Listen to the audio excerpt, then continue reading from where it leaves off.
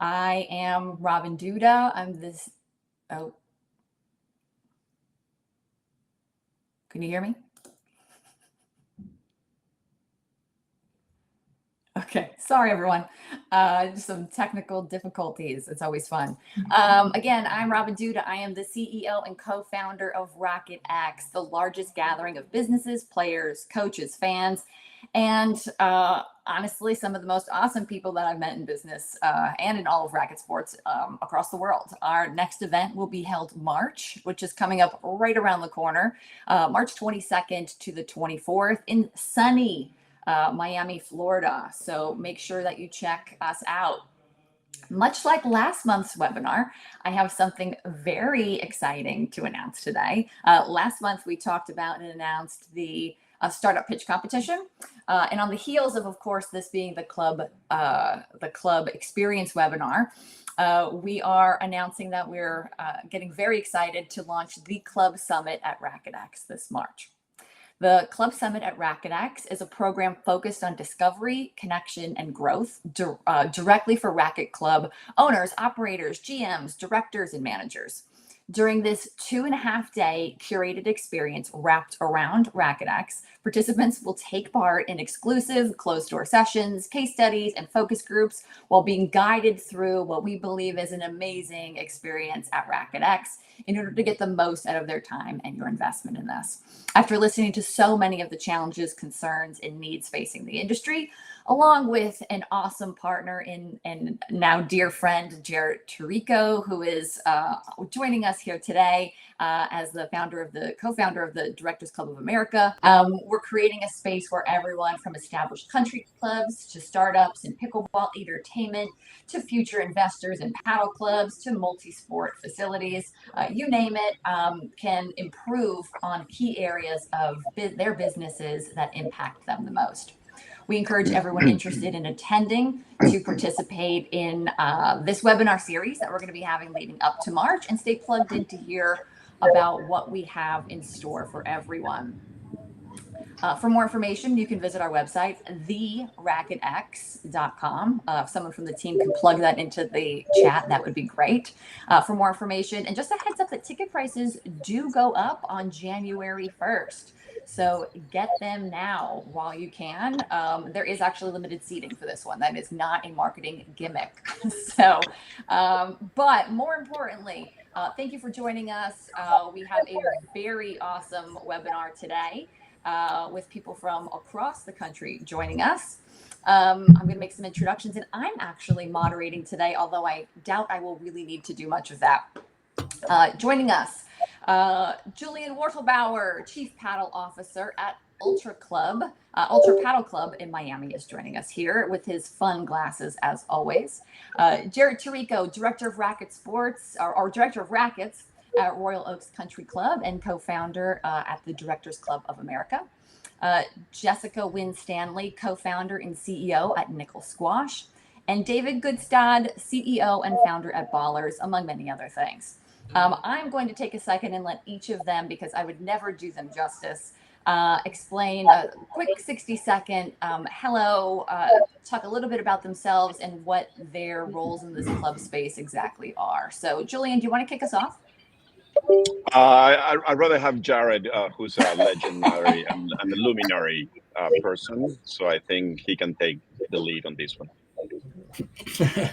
Well, wow. I'm excited to be here, Robyn. You're one of those people that as soon as you meet you get excited about something, and I'm excited to be here, and I'm very excited about RacquetX and what you guys are doing.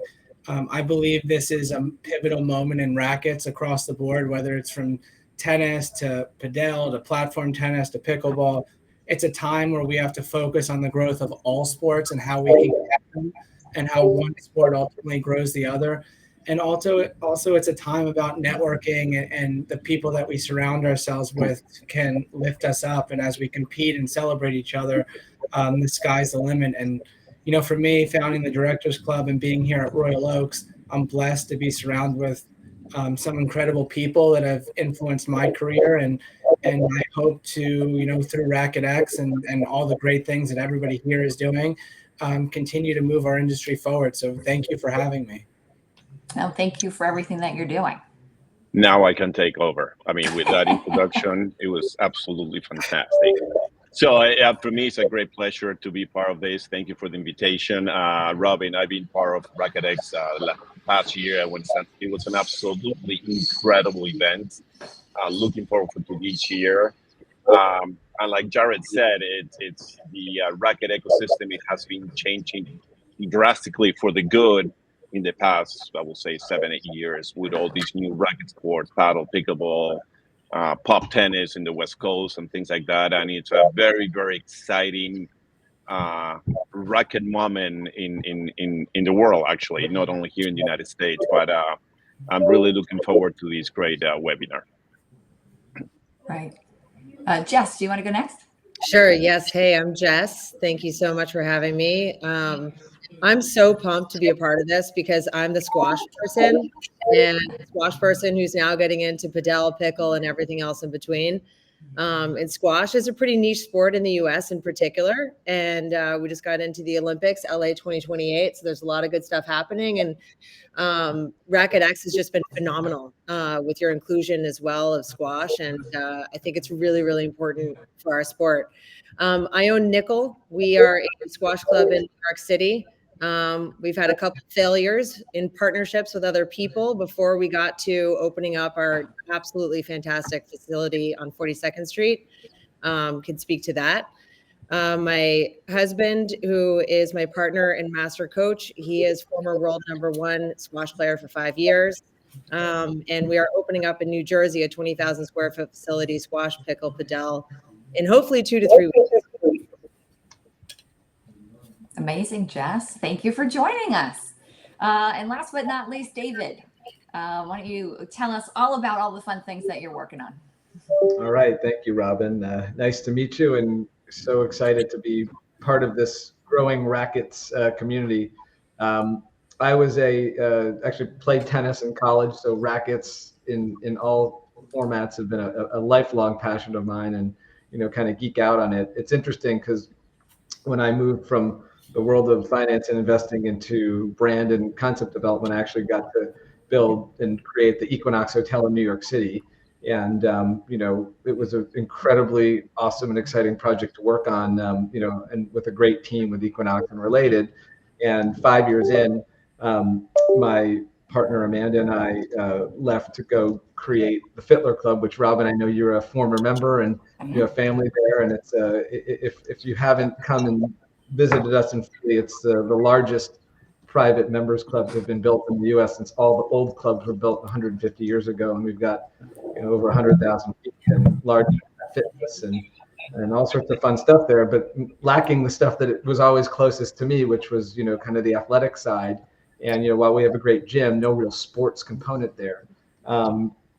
We kind of stumbled into an incredible opportunity here in Philadelphia in an old power plant that's been converted into luxury apartments and everything else. And we came up with our concept, which is called Ballers. And one of the things I love about seeing the different folks on the phone and the folks who are going to be part of RacquetX, but we're kind of like the fantasy land of sports. So we've got squash, we've got pickle, we've got padel, we've got soccer, we'll have golf, indoor golf, and we're actually putting in an exhibition tennis court that will kind of secretly live underneath our pickleball courts, and we'll roll it out for big events. So super excited, and thank you for including us in this webinar. Amazing. You all are doing such great things and are such good people in the industry. And so just experiences like my life, right? Or at least creating experiences. Events, in my opinion, are the epitome of that, and bringing people together, right? There's nothing greater. There's no greater way of keeping them coming than creating great experiences. So I'm always fascinated to know, because you all are at the top of your game, what things do you do that make your club special? Making things sticky, making people want to keep coming back, to the things that you've seen in your career. I know some are just opening, but what do you think sets your clubs apart and makes it special? I think it's really interesting. I think Whoever I'm wants to pretty go ahead. easy to start because I'm squash, and our vibe is like the antithesis of what most people think is a squash club. So I think that that's very special. We focus on two things. One is vibe, and we always have really, really great light. We have some killer music going on in the background all the time, and we have like a physical connection with each person that walks in the door. Whatever team member it is, it varies, but it's generally a fist bump. And that's all very, very intentional. Most people in the US know squash to be a private club environment and a very exclusive experience. And so everything that we do is about intention towards inclusion and making people feel comfortable. And then the second thing for us, I think that makes us special is our people. We're an intentionally super diverse team, and we place a very high level of care and warmth into the experience that we provide for each other on the team, and then also the folks that come in and play in our space. I'll agree with it with Jess. We at Ultra, by the way, we are the biggest club in the United States with 27 paddle courts, and we really, for us to succeed, we really focus on a member experience from every single aspect, from the moment they walk into the moment they park their car, the valet parking person, the customer service. Always very keen on the look, smell, and feel of the club, meaning the way the club smells is very important when you walk in. The music is a very, very influential aspect to the club experience. And at the end of the day, all of us, we're selling experiences. We're not selling the sport, we're selling the experience of people coming into the club. And every single thing from the locker rooms, how they look, the things that you offer from the hair dryer to the shampoos to everything has to be top of the line, and the member experience have to be optimal and unique every single time. So we're open 16 hours a day, so we really focused on that customer experience journey from the moment they walk in to the moment they leave the club. Yeah, I would say, just to build on what Julian's saying too, is hospitality is everything. So everybody's focusing on the small details.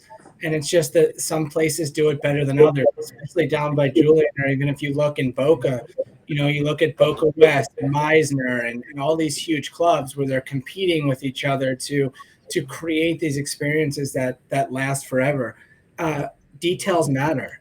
At Royal Oak, something that we think about in rackets is, we don't care what they do as long as they come to our courts, because every person is an opportunity to grow another racket sport. So we'll think outside the box. We had 200 people here a week ago doing Mahjong and Tennis 105. I don't care if we did a whole market. We have mechanical bulls and we have live bands. It doesn't matter. You can put a pickleball aspect to it. You can put a tennis aspect. But we want to do things, and many things have the whole family coming out at the same time, because at clubs, rackets has the ability to be the number one touch point, more than a pool, more than food and beverage. It's the one place that can bring the whole family together. So the more that we've been able to think outside the box and do things at multiple times, even thinking, what does a babysitter cost? And how do you even get a babysitter? When babysitters pull out, you're kind of screwed. So by doing things where they can bring their kids and leave them, and parents can have fun and do things that have nothing to do with rackets sometimes, it's created a place for everybody and really has allowed us to grow.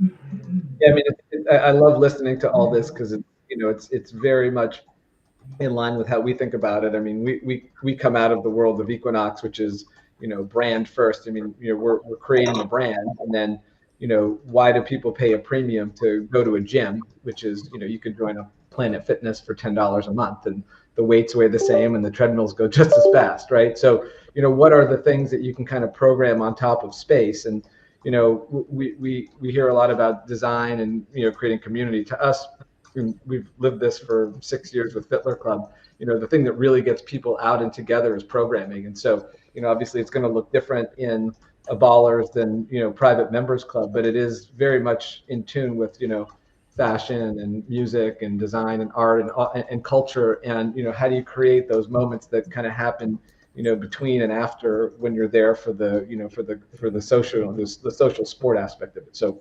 totally agree with what everyone else here is saying as well. Along that, I'd love to hear, and maybe David, you could kind of continue, key trends that you've been seeing, because you're in different club spaces as well, and different hospitality angles. I'd love to start with you. Some of the key trends that you're seeing, and we say customer, member, visitor. I think there's private and public, clubs that are represented on this. So I think it'd be really interesting to hear. But any kind of key trends in their expectations that the folks who are listening need to be aware of moving into 2025. Sure. I mean, it's interesting because like our core business is really clubs broadly, and obviously we've been fortunate to have built one and opening another soon, and been involved with many. One of the key trends is like the clubification of America has kind of taken hold strongly, and it's not just within athletics and sports and social, but we're seeing now an amazing upswing and just like people wanting to really kind of create, nurture, and build communities around things that they love, right? And I got a call the other day with a guy who wanted to do something with wine, and we're seeing it with automotive, and we're seeing it with boating, and we're seeing it with anything you can think of. People are trying to create community. I don't even necessarily think this is a kind of a rebound or a snapback from COVID, because the idea of clubs and socializing around shared interests has been around forever. I think what was slow was companies were slow, or assets were slow to kind of respond to what the modern urbanite wanted, right? And so you had a lot of these legacy city and athletic clubs that kind of either for various reasons couldn't or didn't change dress codes. And when clubs were built 150 years ago, like there was no such thing as a women's locker room. So it's not that easy to just kind of call an audible and be like, okay, well now we're for everyone. It's like you weren't built for everyone, and you kind of stuck with a little bit of that legacy. So I think what you're seeing now is across the range, but specific to this, like this just amazing proliferation of concepts and innovators doing things that are just again at the end of the day, it is about kind of building community around the shared interest. But the way people are going about it can vary differently, from going small boutique and single sport to the big boxes that we're starting to see come up in some of these markets. So I love it, and we're very bullish long term on just people want to be together. We're human, we're human nature is social inherently, and the tighter we can kind of pull the bonds, I think the more successful these clubs will be. Yeah, I couldn't agree with you more, David. I do think there has been some changes since COVID. We serve a lot of kids, and we have noticed some changes because of COVID, and thus some key trends. But overall, for sure, people just want to play more racket sports, in my opinion. And I think pickleball has been fantastic to help with that trend. Obviously, we have Padel hot on the heels, and that's just a fantastic sport. But I think that people are more and more interested in skill building, and of course community, and combining that with fitness. And so, you have more and more people that are more exposed to racket sports, and thus are more interested in getting into it. For us, we've noticed a lot that wellness is a big focus now, and a big sort of quote unquote key trend. And everybody has different approaches to wellness. And, we're in New York City, and so we have some limitations on our space. And so we approach it by partnerships. In our next location, our wellness component is physical therapy. We've partnered with Spear Physical Therapy. They'll be operating out of our space because we're just a very, very sports specific experience. But, any component of wellness is just, I think, really, really important, in particular for this year coming up. And honestly, I love what you guys are doing. I call it the crossover, adding multiple racket sports in the same facility. I think that's an exciting thing that it's happening, that which never happened before, around the world. I mean, creating all the racket sports within the same ecosystem. And going back to what David was saying is that it's for us as leaders in the racket world, be a visionary. You know what I mean? See what other trends are going through, what is the market going through, and try to follow that trend, because adding all those extra things to what Jared was saying in the beginning, creating the whole experience. No, I always tell paddle or pickleball is always an excuse to come to the club, but when you create that whole ecosystem around those racket sports, it's what creates the experience. And at the end of the day, we're selling experiences. We're not, the racket sport. It's the value, the added value to it, but it's about the whole experience from the moment they come into the club. I love those ideas. Yeah, and I think it also, at the core of everything that we do, it comes down to the people. So, if you look at Padel and you look at Julian, or you look at Marcus Del Pilar and you look at the people that are out there driving it, it's not great because we just put in a sport. It's great because these leaders have showed us what it is. And at the hospitality level and commercial and every level, you have to be an entrepreneur. You have to not be content. You have to say, how can I be better? You have to reach out to your peers and be vulnerable and put your ego aside and say, teach me, tell me what I don't know.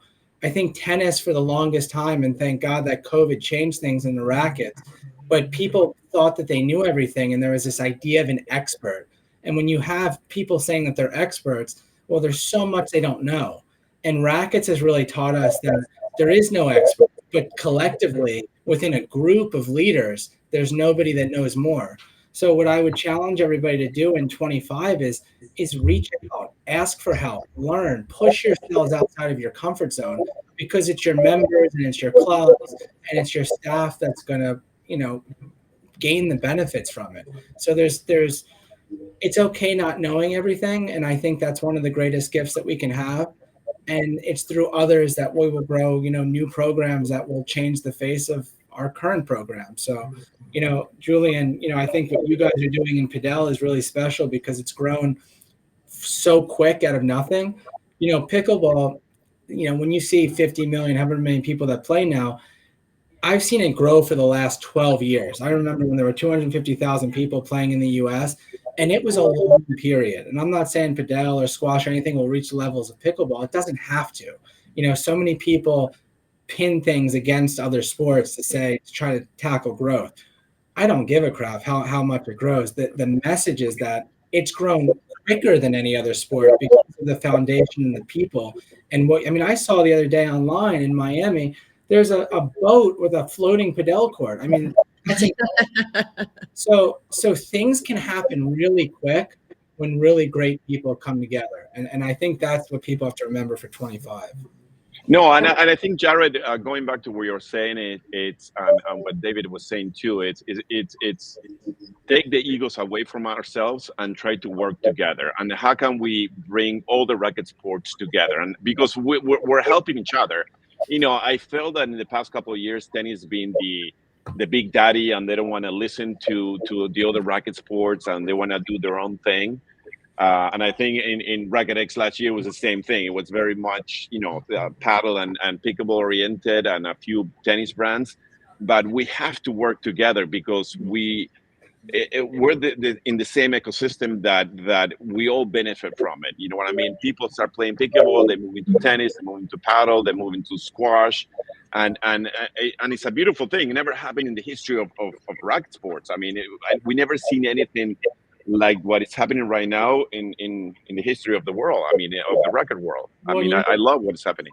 You're also going to see, though, what you see is USTA trying to show like pickleball only has 8 million people, which is bullshit, or Padel only has this many people, and they're trying to do that to show that tennis is this dominant thing. And the way they should be looking at it is say, okay, there's 50 million people that play pickleball. There's already however many people play Padel. This is how many people play squash. Because if you understand that the average crossover rate from one sport to another is 30%, I would want to say 100 million people play pickleball, knowing that the next easiest play is tennis, that 30 million will move over. It's the message, I think, that it comes down to the people that have power right now to change the messaging and to future leaders to really get on board and push a message of what is really happening. Let me add something to that. If something interesting paddle, it's a worldwide phenomenon that it's happening, and some of the tennis federations, like the English Tennis Federation, the Italian, or the French, they're bringing paddle and all these racket sport under the same umbrella. And I would love for the USTA to bring pickleball and paddle and all the racket sports under the same umbrella and become like the USPTA just became a racket, racket association instead of just tennis association. I think that will be a great leap forward for all racket sports, in my opinion.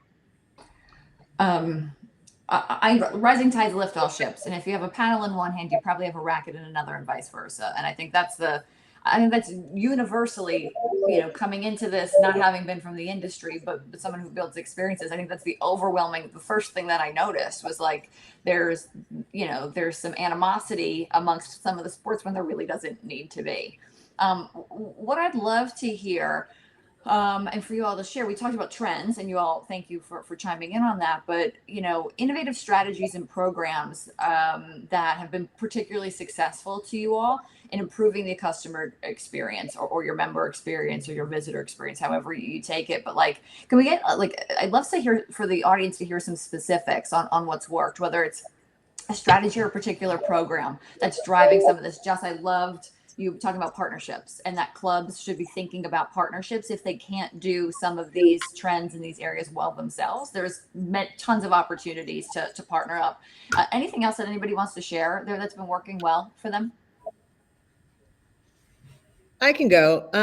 So we're known for our junior program, our kids program. That's really what sort of got us on the map and what we do.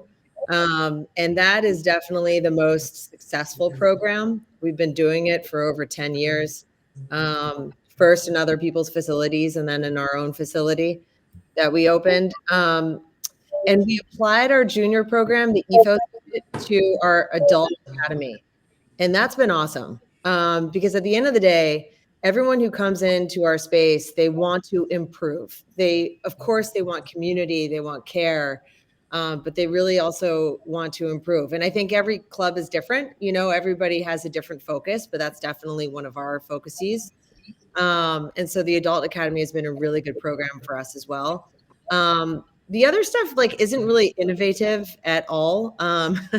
We have an interclub, which is killer. We have teams at every single level, and they compete against other clubs. That's been awesome. That has been really good for our retention in particular. And then we do a box league, which is great. That's good for sales, integration of new members, because at the end of the day, one of the hardest parts of our job is just connecting people so that they start playing with each other and then they retain.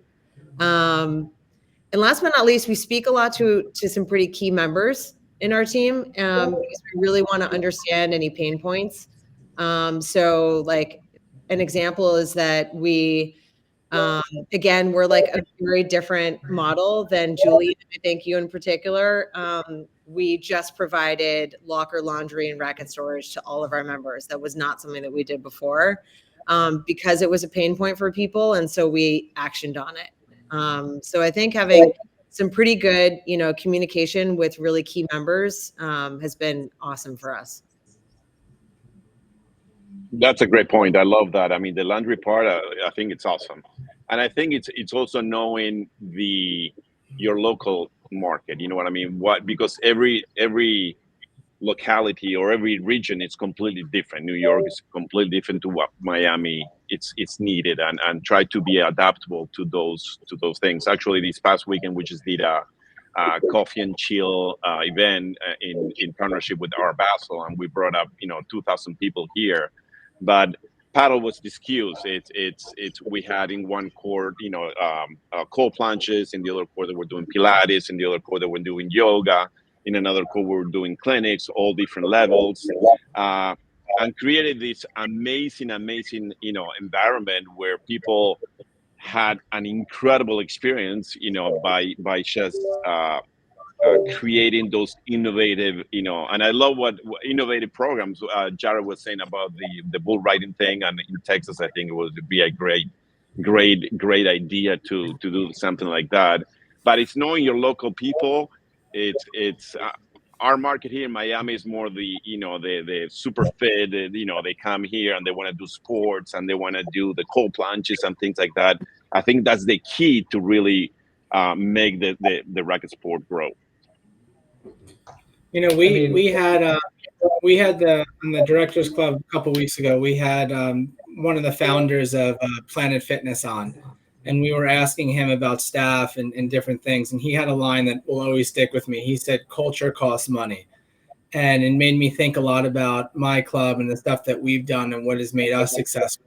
And we could go through so many different details, but the first thing that we always do is you have to invest in your people. So, you know, if you are at a country club, if you're at a rackets club, you know, if you're going to have padel, if you're going to have pickleball, if you're going to have tennis, well, your staff needs to be certified. They need to be trained. They need to have a true understanding, because I think for a long time you could BS your way through tennis, but you can't do that with rackets. And so, like with us, you know, one of the biggest things we did was when we got into my first day here, I certified the whole staff in pickleball. And I'm not saying you get a certification and suddenly you know how to teach, but I do think it's the first step into doing the right thing and understanding and having tools to succeed. And ultimately, pickleball for us has turned into, we do 3 to 5 parties a week, private parties, not even counting events, that average 40 to 150, sometimes 200 people, with most of them being pickleball. And because of that, that's the one thing that brought the golfers down, that you have people like Scotty Scheffler on the courts all the time playing pickleball. You know, I remember when I started here, we could only sell a paddle for $90. We don't sell paddles. Nobody wants a paddle below $200 now. So the culture starts to change. But at the core of everything we did was we weren't afraid to invest in the people. And that's, you know, something I think is very easy to forget about as we think about facilities and the member experience. We forget to invest in the people that make the experience possible. Yeah, I mean, it is interesting listening to everyone, you know, speak here and these perspectives.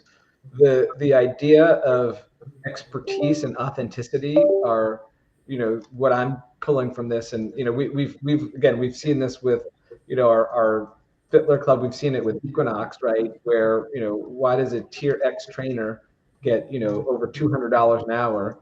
And, you know, there are some gyms that can barely, you know, keep a private trainer employed today still, right? And there is this notion of, you know, this true expertise. And, you know, Jess, I think it sounds like that's been kind of the core, you know, recipe for success, you know, starting with the juniors and having that. And, you know, Jared, it is interesting because, like, I think you have seen that get diluted with tennis. And, you know, I think hopefully it pushes not just tennis, but, you know, all of us to kind of create. And it's one thing to have someone who's cross-trained against 3 sports, but, you know, if you're taking a lesson from a pickleball lesson or you know, a paddle lesson from someone who's really not living it and loving it, you know, there's only so much you can fake it, right? And so, you know, I think, Julian, you probably see that with, and I did do that when I visited your club in Miami. I took a lesson and I loved it because it was like, oh my God, this guy's like, he's literally like lived paddle for his whole life. And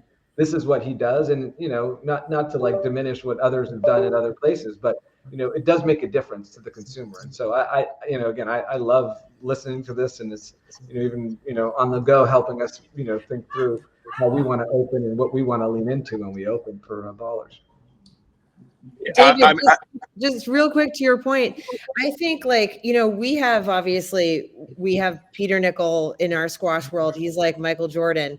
But obviously we're a very niche sport, so it's a little different. But either way, like, obviously that's on the high end. We've had some awesome experience with newer coaches who, like, you know, just to your point, your experience with the paddle lesson, somebody who lives it and who knows it, and therefore it was so special to you. We've really had some great experiences with coaches that are newer, but are so into it and love it. I actually am really excited about working with some of the pickleball coaches that we're working with, because they're so excited about pickleball. And I think, like, you know, that enthusiasm can often, you know, equal the experience level of a coach. Yeah. I mean, certainly, I mean, the going back to what Jared was saying, also investing on people. It's not only a certification, and one of the things that in paddle, it's a much more complex sport to really learn and master, because you have so many more other shots than other racket sports, where it's not easy to take a weekend course and then you become start on a Friday and on Sunday you're a paddle coach. But the personality aspect is so crucial to this. The enthusiasm, the energy, so crucial for any coach to bring the level of the racket sport to the next one, because it's we need to invest on that. We need to invest on the procedures and the personality of the coaches, not only teaching the sport, but also teaching them how to really bring that energy into the court, because there's nothing more boring than someone who doesn't have a great energy. You're teaching a sport, you need to have great energy every time you walk into the court, regardless what kind of day you had that day that you're teaching that lesson. I said, those 60 minutes, you have to be the one who's running the circus. And, I call them the students, they need to run to your tone of the music. And that is a crucial component on the paddle world. I want to jump. There's some questions coming in, and it's one question I had. So I'm going to jump because I want to come back. There's a couple of nuggets that I want to bring back up around community, but I want to hop to technology. And in my opinion and experiences as someone who this is, the life that I've decided my livelihood is creating experiences, navigation is the most important. And to me, navigation is can someone find your brand? Do they know what your brand does? And then how do they interact with your brand? And I think technology is a massive piece of that, right? And I think a lot of businesses, whether they be clubs, events, etc., can fail if they don't have the tech piece right. Their tech stacks, their tech stuff. So I'd love to hear about how everyone is using or plans on using or has used technology to leverage and enhance member satisfaction. Please cite specific technologies if you feel comfortable doing it, but I just love to hear, because it can get very messy. And I assume it gets very messy on the club side very easily. So I'd love to hear how you've all streamlined that and how it's actually enhancing your member experiences. I mean, I can talk to, kind of the legacy, club software. And, we obviously we opened Fittler Club 6 years ago, and, very, very picky about, member experience and how do we tie everything together. I can tell you it hasn't been simplified today. There are still really, if you want to create a great experience, it's almost like you have to build it. And, obviously very few companies or organizations are going to have the ability to do that. Soho House has done it, and I think they've done a nice job with their member portal. Ours, basically forced us to cobble together 6 different pieces of technology to create something that worked. Because for F&B, the class booking didn't work with F&B. The F&B didn't work with the hotel. The hotel didn't work with the workspace. So, next thing you know, you've got literally, manual uploads at night, and it's painful. And look, I will say, and I really would love to hear what, Julian and Jared and Jess have to say about, on the court management side. But, it's a little bit of the Wild West, and it feels like, there's companies from Europe that maybe don't necessarily fully translate literally and figuratively into the US. There are, some US based companies. But the one thing, at least from my perspective, that seems to be missing from our, from the equation of thinking about what we're going to open with for callers is, the mechanics of actually booking a court are actually pretty easy, and, A versus B in the interface, and do you see the people or not see the people that are on that. But, what we've found is there isn't a great solution. I mean, I'd love to find it, but, and I'm curious to hear what people have to say. And after this call, if people want to reach out, please do. But tying in the social and community piece of it seems to be really difficult. And, again, there's all of these different, formats of, it's UTR, it's Duper, it's, there aren't really like standardized ratings. But, I've been playing, paddle regularly, and, there's just masses of like WhatsApp groups and, email and text chains going on. And it's like, why is that not living inside the ecosystem of the club? Like if I was and we have a club soon, but like, if I was a club, I'd be kind of annoyed that it's like all of this stuff is happening outside and you can't really like put people together in the right way. And so anyways, I just put that out there as really like what I view as the biggest challenge and perhaps opportunity for someone who's enterprising on the software development side to go beyond just like the basics of booking courts and like, oh, there's an open slot, someone jumps in. I was like, who is this person that jumped in? Like, I don't know anything about them. I don't even know how to contact them.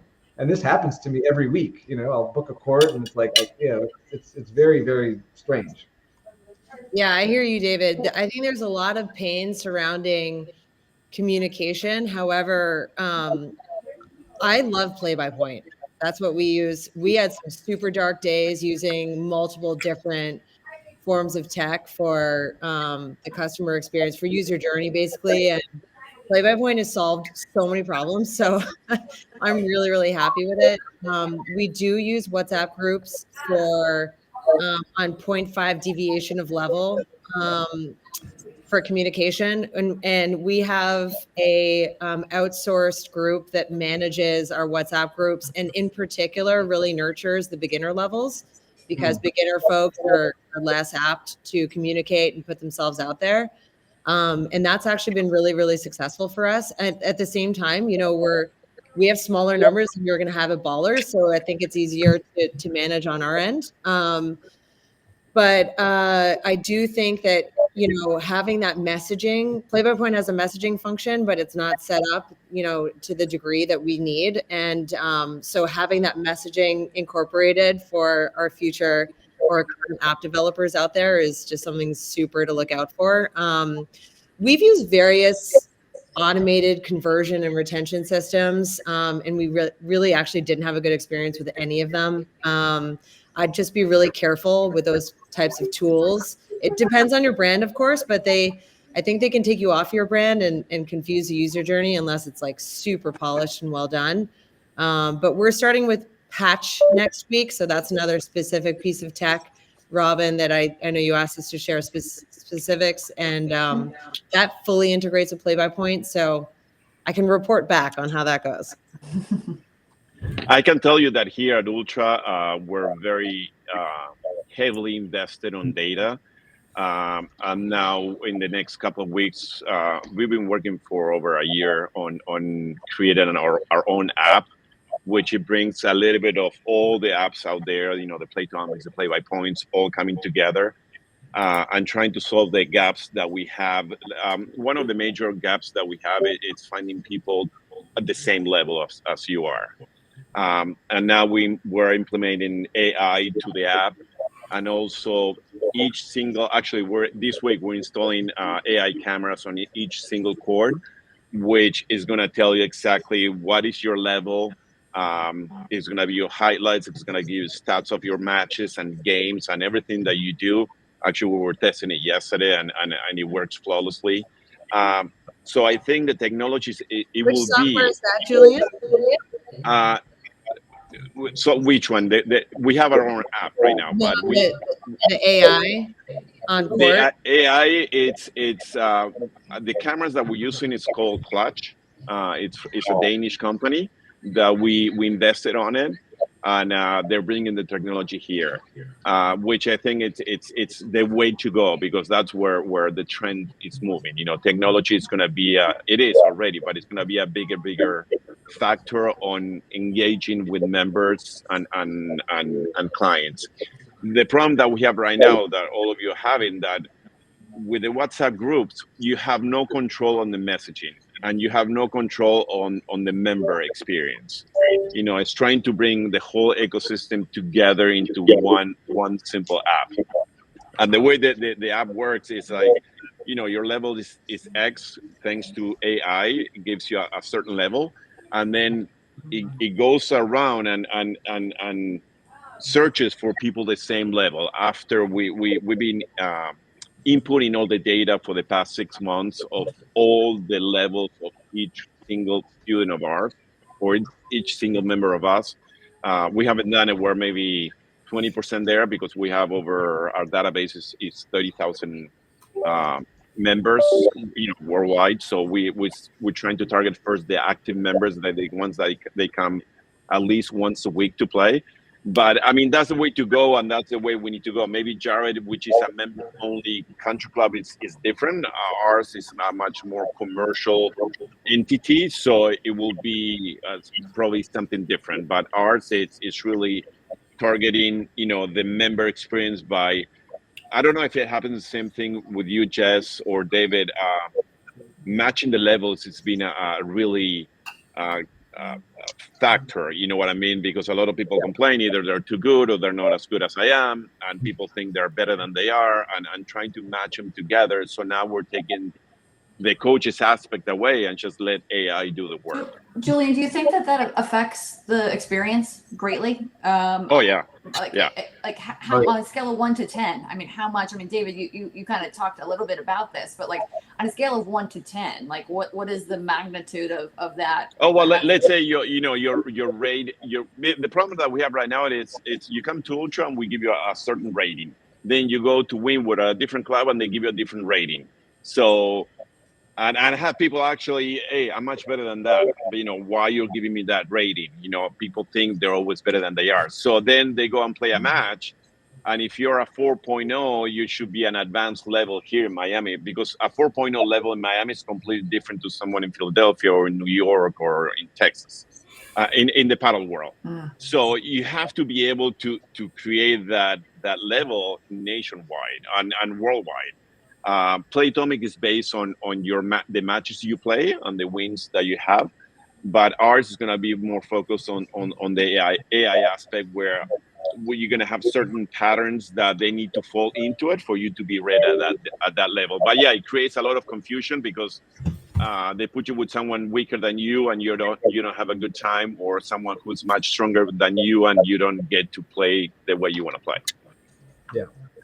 Yeah, I agree. I mean, even forget the feedback we've heard, but as a consumer and an avid player of all of these things, it's just I'd say, and I'm not like picking sides on sports, but it's probably the least impactful with pickleball. I think you can kind of hide a little bit more, but if I mean, obviously as a tennis player, like you can't get out on the tennis court as someone who played a high level of tennis and have a great game with someone who like and it is pretty easy to kind of qualify someone at tennis. Like I'm sure Garrett, you'll know in 2 seconds after a conversation, right? Like if they played college tennis at a good school, they were a good tennis player and they can get out and hit. But there really isn't that doesn't exist for Padel and pickleball right now, right? It's just you can't say, oh, I played Division I Padel. You just feel like I've been playing for a year and I'm pretty good. Like that's kind of that's what we're dealing with today, and it will change for sure. But it doesn't help when you show up and the fourth person in your group can barely keep a rally going. So it's also the depth of player, right? Like, so when someone comes to the club and they're a woman and they're like, we're a 5-0 player, who can we play with? Or even a guy, I'm a 5-0, 5-5 player, who do I play with? It's like, it's pretty slim, the amount of people that you can play with. I think it's hard to talk about technology because it's so particular to the club that you're at. And if you move from one club to another, if something that works at one club might not work on the other. Especially now when rackets is exploding, you have a lot of money grabs. So there's all these different things popping up, which I always think is spectacular because with that, there's options. For me, I've always found, whatever was the best in communication, because being at a private club, people want things instantaneously. And the more that I can contact with a problem or help and they would get back to us, that has really been what's guided us. And, for me, Playtomic was terrible. Court Reserve has been fantastic for us at the club. We use GroupMe to chat between staff. Save My Play has actually been great here, really popular for a viewing system for, to do replays and leagues. But I do think technology changes, and I think the most important thing is to know the people that and to do your research and to try the different ones to find out what works for your club. I don't think, even in a director job, your job is different. You have the same title, but your job is different at anywhere you go at any different club. Same thing for general manager, because the people, the needs and challenges are different. And the same thing is true for technology. So, for anybody listening, I would write down all these different things, but I wouldn't say, okay, if Julian uses this, I'm going to use it to work for me. He's clearly done his research and knows his club inside and out, and nobody knows your club better than you.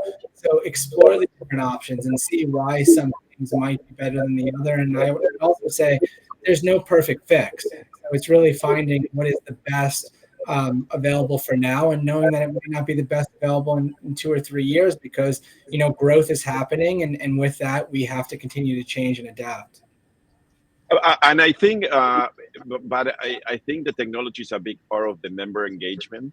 How to reach out to the members besides the social media and all that, for them to be able to go into the Clubs app or Play by Point app and be able to either book a court, see what programs are coming up, create a match. You know what I mean? We have an open match and we're missing one person. I think that aspect is very important. On the commercial aspect, maybe on the members only club where you have a contained membership, I think it's a much easier. But for us, I don't know, Jess or David, I mean, you guys are also commercial clubs, creating that match. Somebody coming from, they're going to be a week in New York. Okay, so I want to play squash. So how do you match that person to a good player? I don't know. How do you guys do that? So we add them to our WhatsApp group, and we introduce the person, and we note that they are roughly, let's say, 4050.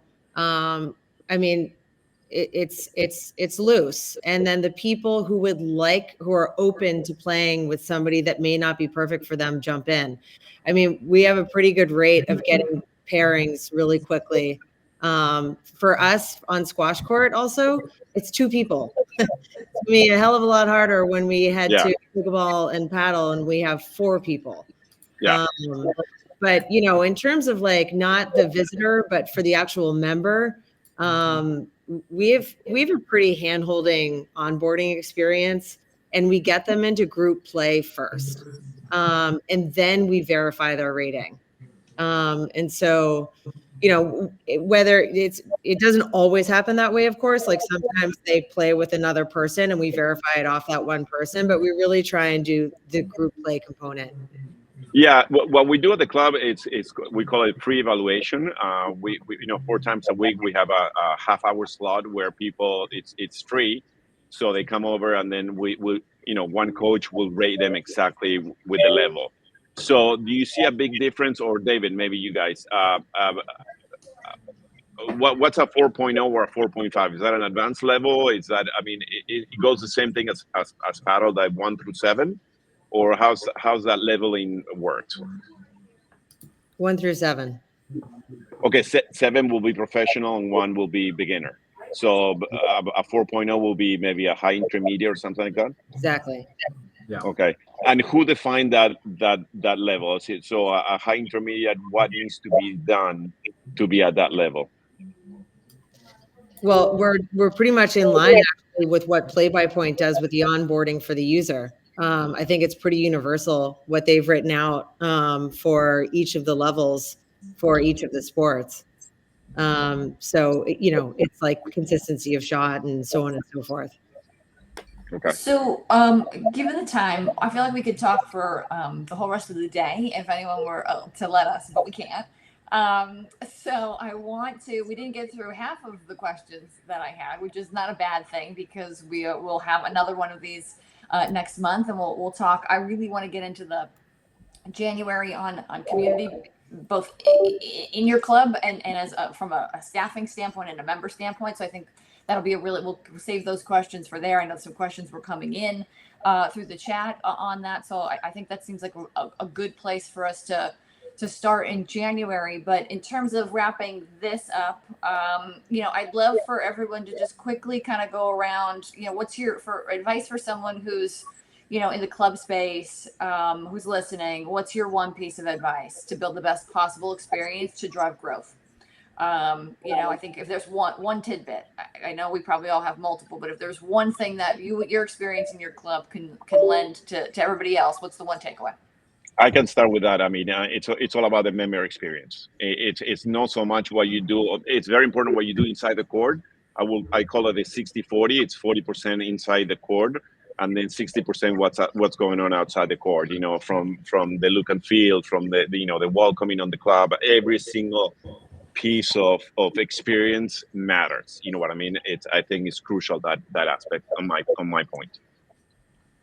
Yeah, I I'm the would same just- as Julian. Like, I think it's just so essential to know your brand, how you want your members and your team to feel, and then invest heavily in your people. We invest heavily in our SOPs. That's pretty important to us. But last but not least, I think pricing strategy is something that we haven't touched upon. We don't have time for it, but I think that is so important, because your brand obviously has to be in line with your pricing strategy, whether you're running a really exclusive experience with really high-end touch, which Julian, it sounds like is really what you're doing. And to us, which we are intentionally accessible, because we really want to reach a wide demographic. And so just making sure the brand is in line with that pricing strategy. Love it. I would say on our end, having lived this, through a pretty tough cycle, kind of listen to your members and be flexible. You can design something and, think it's going to work exactly how you've done it in your models, but I can promise you it never happens that way. So, and if it does, congratulations. But, just be prepared to pivot, and, you might have something in your head that you thought was going to work a certain way. I think just having that open mind and being flexible, and, it's not saying give up the moment, something, challenges you, but if you're trying something a few times and it's just not working, or people aren't behaving the way you expected them to behave, listen to them, because they're telling you what they want. Your members will always tell you what they want, maybe not with words, with behavior. So that's my 2 cents. Mine is always invest in your people, and they'll take care of your people. And if you want a great member experience, you have to take care of your staff. And if you support them, they're going to really go over and beyond for you. And the more that you can help them leave, help them grow, help them get their own head pro director jobs, the easier it is to bring in new staff that's only going to reinvigorate and excite your membership. So always invest in your people. You all are just so awesome. I can't wait till we're all together and we can hang out in Miami. Plug for RacquetX in March. However, I mean, I got some great tidbits. I think a couple of quick takeaways from me are like sound bites that I think were really awesome. David, the clubification, of things. I love that term. I want to explore that more. I loved that on the trends side. And Jess, I love talking about wellness and skills building, like really getting to the core of what we all do, and the skills building part and how that kind of connects things. Jared, culture costs money. Take that and put that on a sign somewhere. If I could talk about that till I'm blue in the face across the board. In business, authenticity, being a part of it. Julian, you're selling experiences was a big takeaway. I mean, we are. That's what we do. While there's a niche component to it, we're all kind of in the same business. I love it. Thank you, Jared, Julian, David, Jess, everyone who listened today. Please send questions coming, and send me personally anything else you want to hear on the club side. I think some of these questions lead to really great focus groups discussions on the club summit that we're doing on site. We can't cover everything. I think we're trying to take the umbrella of how you're creating great experiences and how that filters into it. Nuts and bolts. A lot of other people do really well. But here, I think that's the angle that we're taking, is it's so critical to growth. So thank you, everyone. Have a great, whether it's morning, evening, afternoon, wherever you're at. We love you. We thank you. And we'll see everyone have great holiday seasons, safe, healthy wishes to everyone. Thank you. Thank you. Thank you, guys. Thank you. Take care. Bye-bye. Bye.